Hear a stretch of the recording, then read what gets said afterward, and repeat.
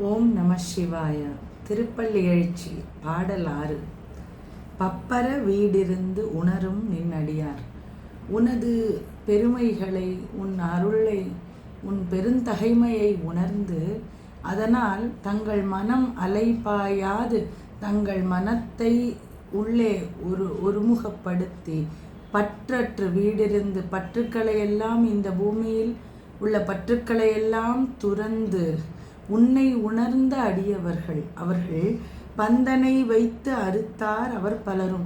இந்த பிறவி தலைகளை அறுத்தெறிந்தவர்கள் உன் அருள் ஒன்றையே நாடி உன்னோடு சேரும் எண்ணத்தோடு அவ்வாறு இங்கே வந்து உன்னை வழிபட அவர்கள் நிற்கிறார்கள். இந்த கோவிலில் மைப்புறு கண்ணியர் மானுடத்து இயல்பின், கண்களில் மைத்தீட்டிய அழகிய விழிகளை கொண்ட பெண்கள் அவர்களும் மனித இயல்பிற்கேற்றவாறு உன்னை வணங்க வந்திருக்கிறார்கள். அதாவது என்னவென்றால், பக்தியில் 2 நிலைகள். இங்கே முதலில் சொன்னவர்கள் இறைவனின் அருளை அதை வேண்டி உலக பற்றெல்லாம் துறந்து, ஆசைகளெல்லாம் துறந்து, மனதை ஒருமுகப்படுத்தி அவனை சேரும் எண்ணத்தோடு அங்கே அவன் அருள் வேண்டி நிற்பவர்கள். அவர்கள் ஒரு பகுதியில்.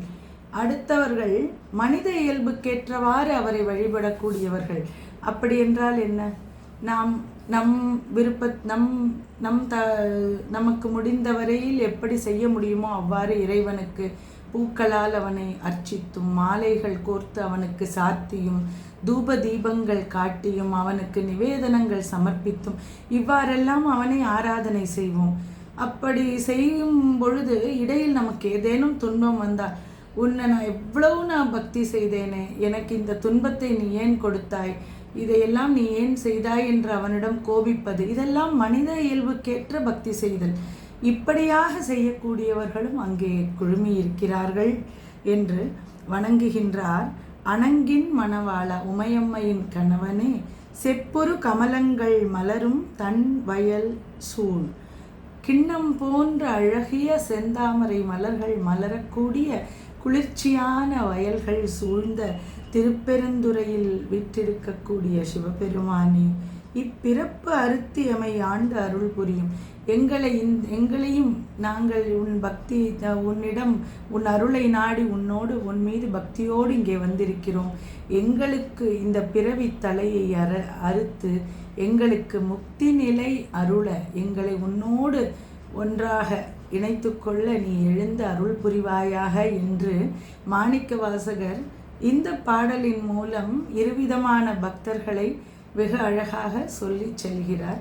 இறைவனுக்கு எல்லோருமே ஒன்றுதான். அவன் எப்படிப்பட்ட, அது முன்பே நாம் பார்த்தோம், அவன் அவரவர் மனநிலைக்கேற்ற மாதிரி அவர்களுக்கு அருள் புரிந்து அவர்களை மேலே உயர்த்தி கொண்டு வரக்கூடிய அத்தனை பெருந்தகையாளன் அவன் என்று இந்த பாடலில் நாம் மீண்டும் உணர்கிறோம்.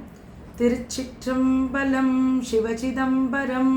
தென்னாடுடைய சிவனே போற்றி, எந்நாட்டவர்க்கும் இறைவா போற்றி போற்றி.